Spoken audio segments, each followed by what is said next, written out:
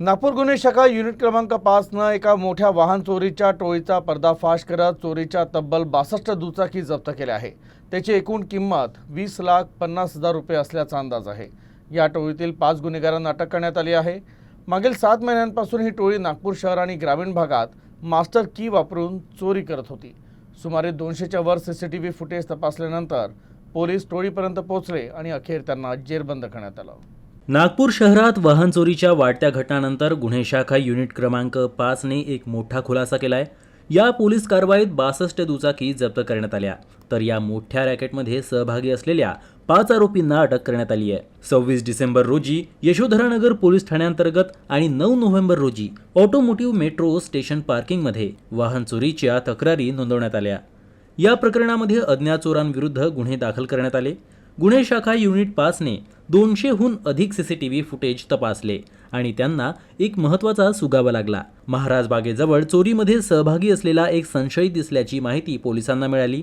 पोलिसांनी सापळा रचला आणि 25 वर्षीय आरोपी आकाश किशोर खोब्रागडेला अटक केली। चौकशी दरम्यान त्याने सांगितले की तो त्याच्या इतर 2 साथीदार आकाश संपतलाल परतेकी आणि मयंक उर्फ क्रिश विनोद बारीक यांच्यासह तो नागपूर आणि इतर ग्रामीण भागातून मास्टर चावी वापरून दुचाकी चोरायचा। काही गुन्हे दाखल झाले होते शहरामध्ये। त्याच्यामध्ये यशोधरानगरमध्ये CR नंबर 851/25 प्रज्वल जयचंद्र भीमटे यांनी एक गुन्हा दाखल केला होता आणि त्याचा तपास युनिट 5ची टीम आमची करत होती। हा तपास करत असताना युनिट 5च्या टीमने जवळपास 200 CCTV फुटेज चेक केले। वरून टाकळकर आणि युनिट 5ची टीम तिथे गेली आणि त्यांनी तिथून आकाश किशोर खोब्रागडे नावाच्या एका व्यक्तीला ताब्यात घेतलं। नागपूर जिल्हा, नागपूर शहर या व्यतिरिक्त छिंदवाडा मध्य प्रदेश या ठिकाणाहूनही काही गाड्या चोरी केलेल्या होत्या।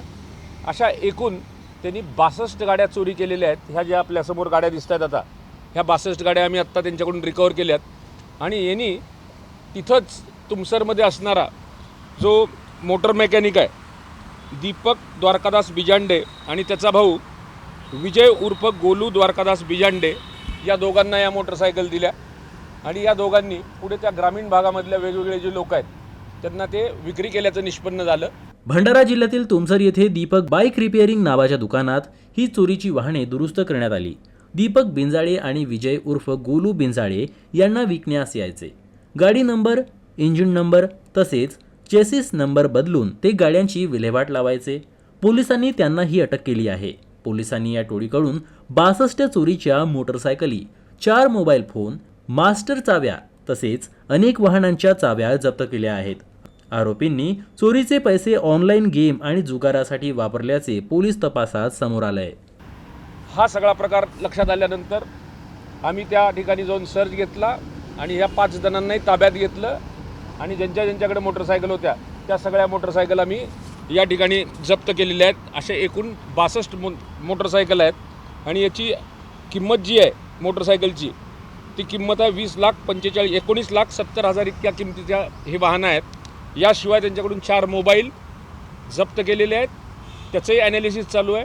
त्या मोबाईलचा आणखी कोणाशी काही संबंध आहे का, इतर कुठल्या व्यक्तींशी कोई दलाल त्याच्यामध्ये दिसून येत आहेत का, काही मोटर वाहन विक्रेते दिसून येत आहेत का, याचा अभ्यास चालू आहे। यानंतरही फर्दर इन्व्हेस्टिगेशनमध्ये आणखी गाड्या या ठिकाणाहून निष्पन्न होण्याची किंवा उघडकीस येण्याची शक्यता गुन्हे नाकारता येत नाही।